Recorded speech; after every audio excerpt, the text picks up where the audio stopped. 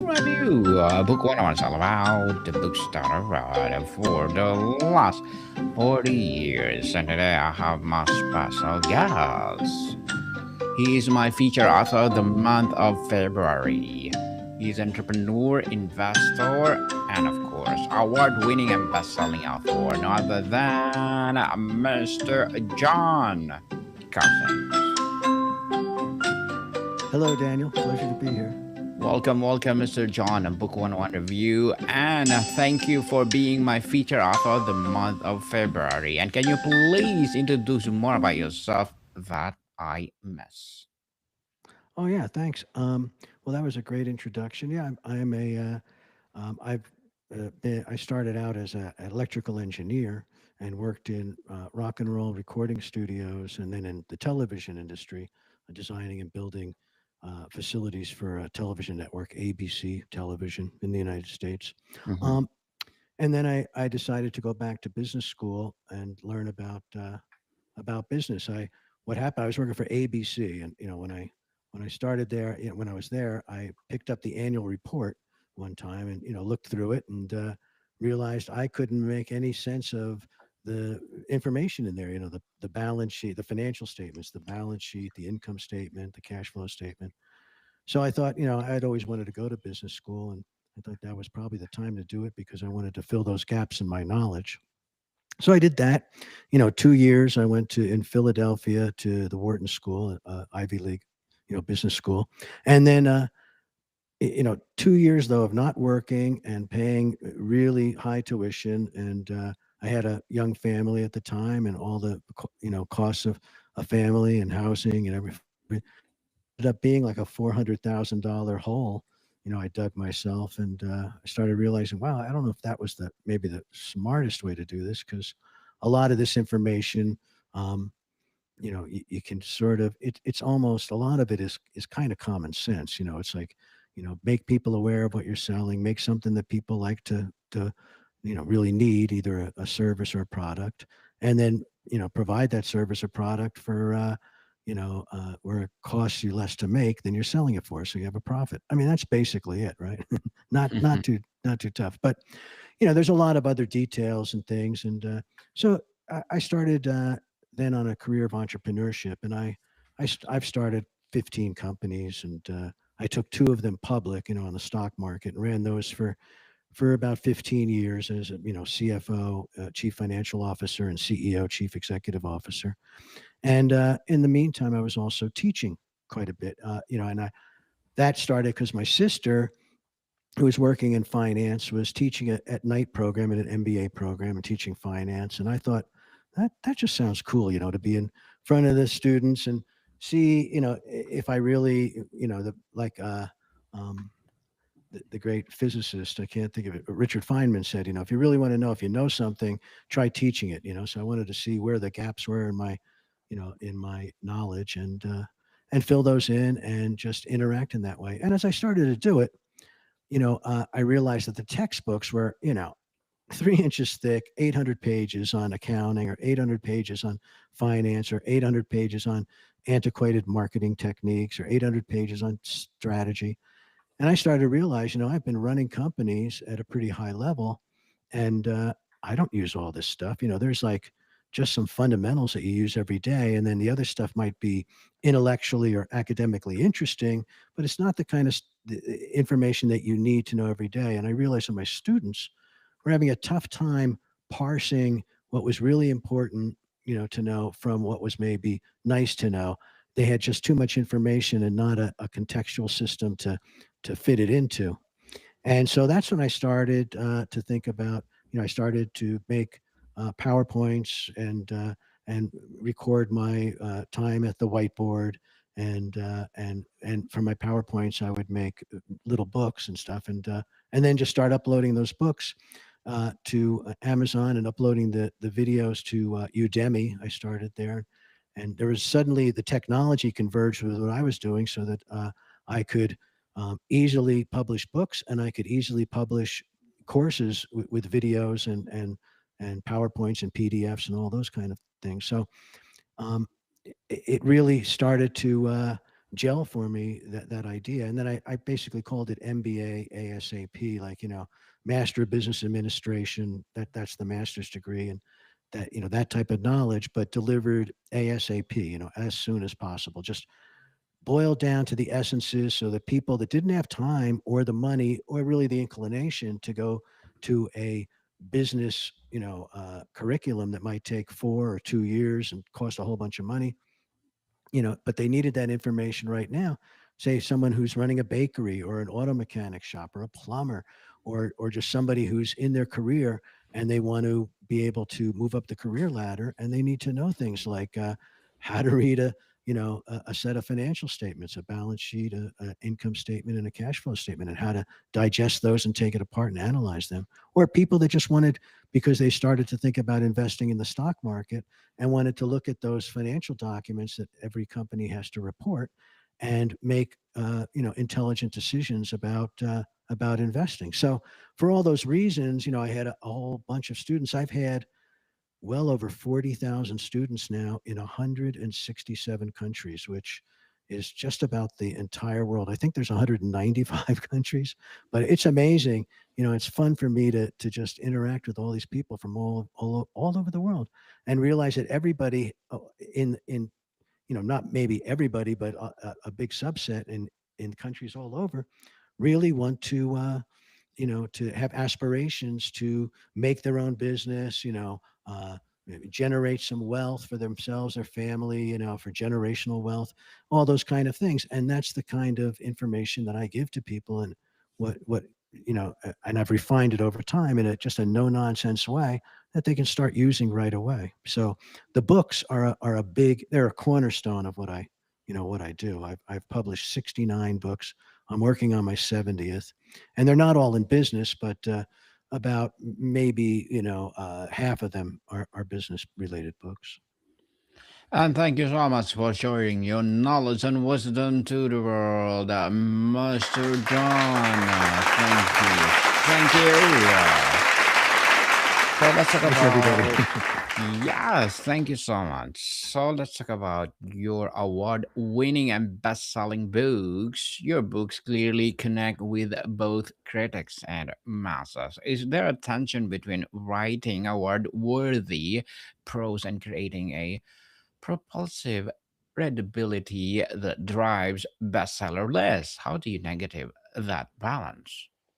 Oh, that's a great question, Daniel. I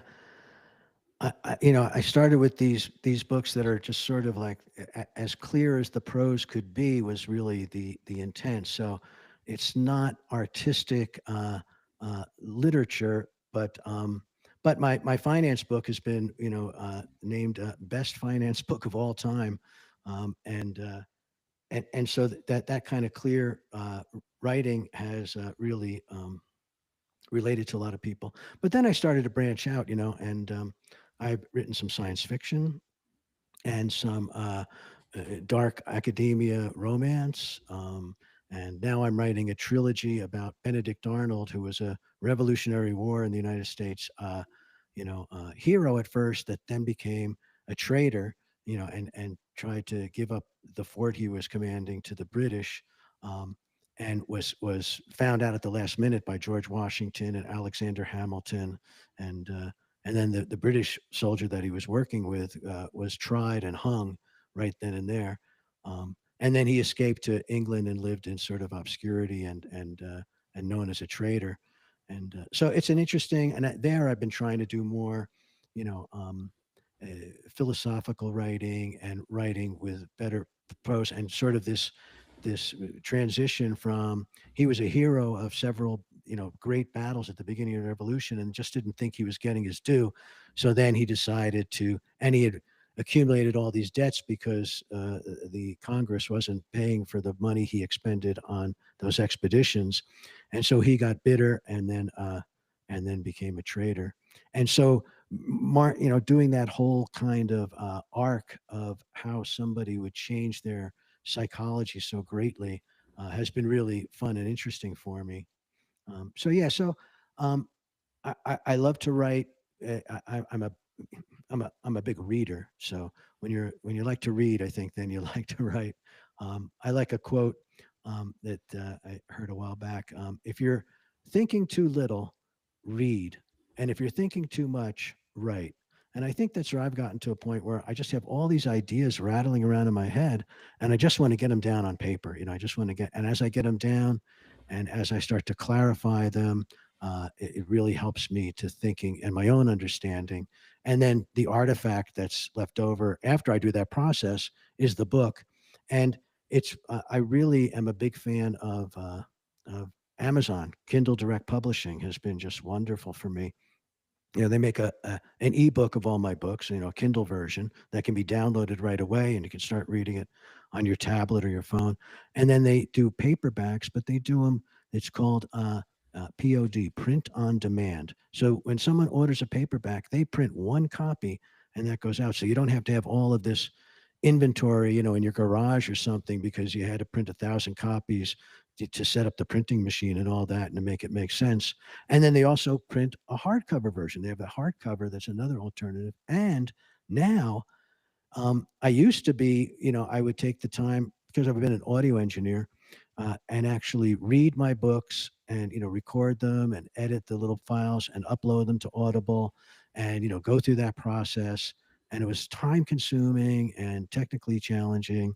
Now, Amazon, you just say, with the Kindle version, they have like 40 synthetic voices, and you just click make uh, an audible version, an audiobook version of it, and the voices are remarkably realistic, and with one click of a button, then you have an audio version of your book. So those four different you know, types of delivery of the content really make a difference. And they sell all over the world. So it's amazing for me. It's really heartening to watch, where my books are being sold and what type of content people like to consume, and I love that aspect of it in a way with all these things I do. But there's sort of a gamification kind of aspect to it where it seems like a game. Like every day I'll go in and look and see how many books I sold and where and what formats, and then also they have a thing called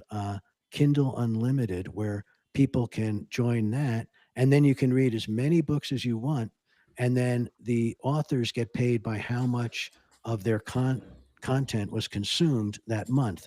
And so every day I can see, people have read 1,000 or 1,500 pages of my work, and that is incredibly heartening to me. I've often thought you don't get paid as much as if they buy a copy of the book, but there's something a little more satisfying in that. You realize people are actually reading this material and not just maybe buying the book and putting it on the shelf and say, oh yeah, I'll get to it next week, and then it sits there for 2 years or something collecting dust. So that's been another aspect of Kindle that I just love. They're really really good. They are really good for sure. People, try it and publish your book. Between your award winning work and your commercial success, what do you believe is the one non negotiable element? A character truth, a structural principle, a thematic depth, or the must present for a book to achieve a both critical and popular acclaim? Well, for me, it's not to focus on the endpoint and hoping to write something for a critical audience that might make a award, or even to try to make something that is self-consciously commercial to sell a lot. What I like to do, and what's really my non-negotiable, is it has to be something that I'm really interested in that moment, and I want to explore this topic. And because to write a book, it takes a lot of work and a lot of time. So that all that investment, you have to be really, I think it has to be something that you just love and you just can't stop doing it. And then it just over time, comes out. If I like to sit down, if I sit down, if I can write 1,000 words a day, a good 1,000 words, 50,000 word book, that's 50 days. So say maybe in 2 months, I can actually deliver a book if I'm consistent in that way.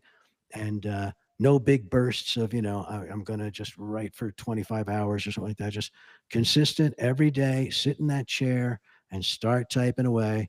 And little by little, it's almost like a snowstorm or something. Flake on flake, it builds up into something significant. And when I started understanding that, it was like a revelation. It's like, wow, this doesn't take that long. And if you can even write 200 words an hour, or that's not that much. And it has to be refined act, and then you go back and polish it and things and all. But in 4 or 5 hours, you can put that time in and write a book, and it's incredibly satisfying. It's incredibly satisfying to have something that these are your ideas. You've written these down, and those are your ideas on the subject. And when people find it, that it resonates with them, there's really no better feeling, I think, than that.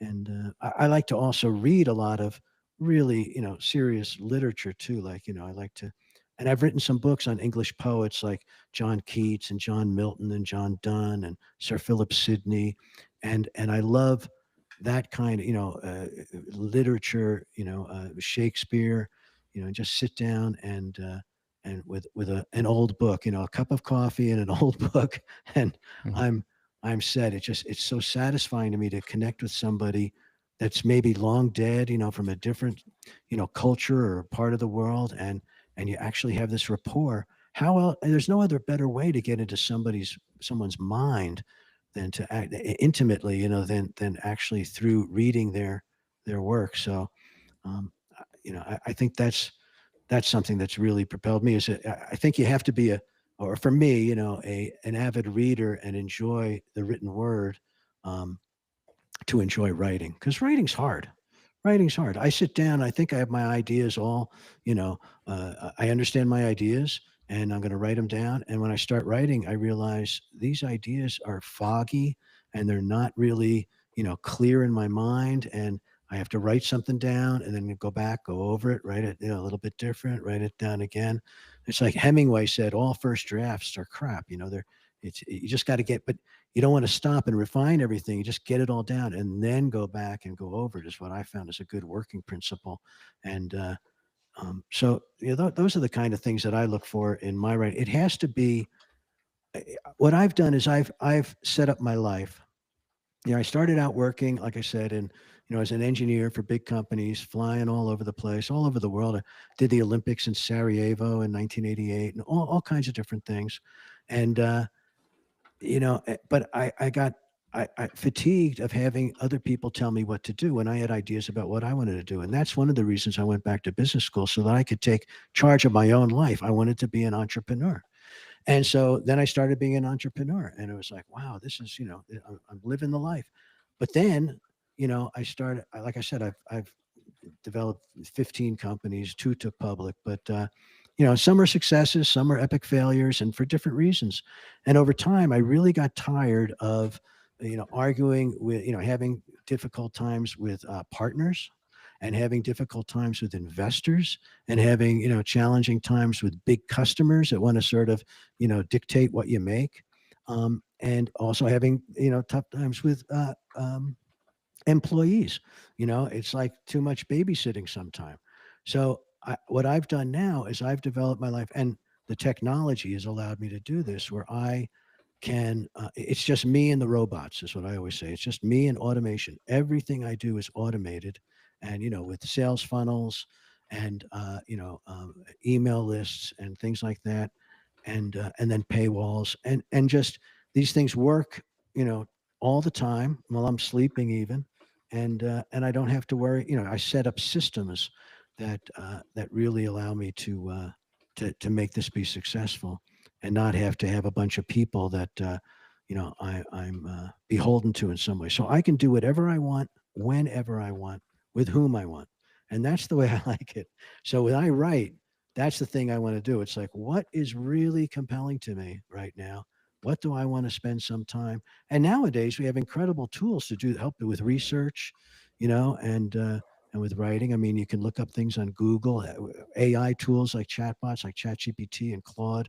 You look in the back of a book, and it's the part like the scrolling of the credits at the end of the movie, and you see all these names. It's like, the special thanks to my editors and my research assistants and my copy editors and my agent and and you have this whole list like holy mackerel.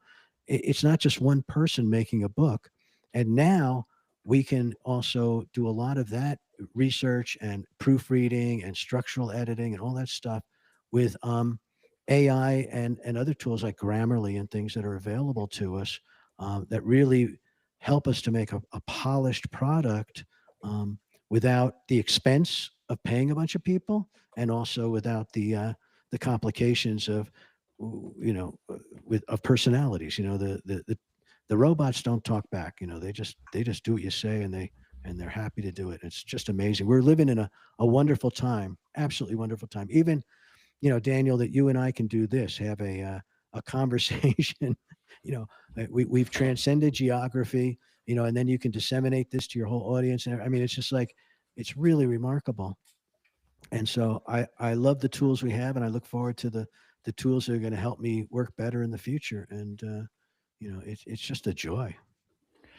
Mr. John, before we wrap up our discussion for today, I'm inviting you to please to listen to my other podcast, people. My other podcast, because my abstract essay is already in fifth season, abstract poetry in its third season, and my book 101 review sixth season this year, comedy 101 third season, and food 101 in its sixth season as well. Geography 101 love letters, movie 101 review, music 101 our fourth season, science 101, sex 101 in its third season, and my baby podcast, Mental Health 101, Law 101, Bible Verses 101, Entrepreneurship 101, and Motivation 101. Please listen to them wherever you listen your podcast. So, Mr. John, if you had to teach a master class on writing a novel that aims for both prestigious awards and a bestseller list, what would be your first lesson and the foundational principle everything else rests upon?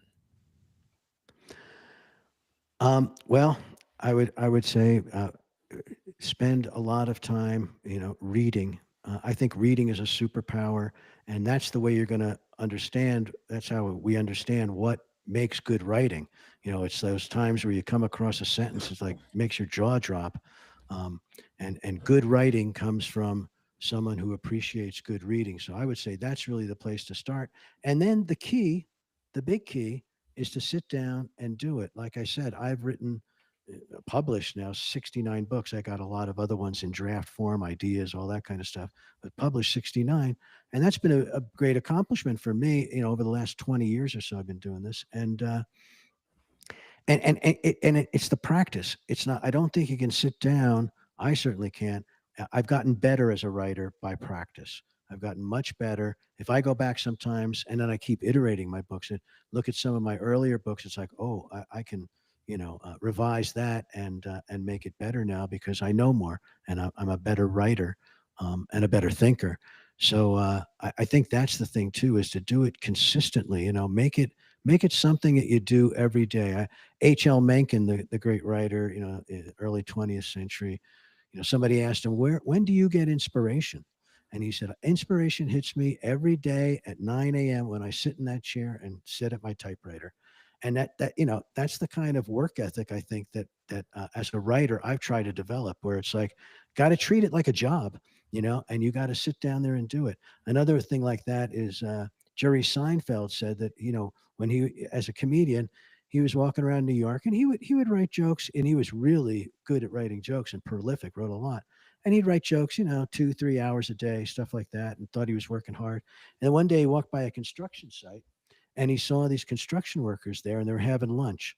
And then it became 1 o'clock and all these construction workers had to go back to the job.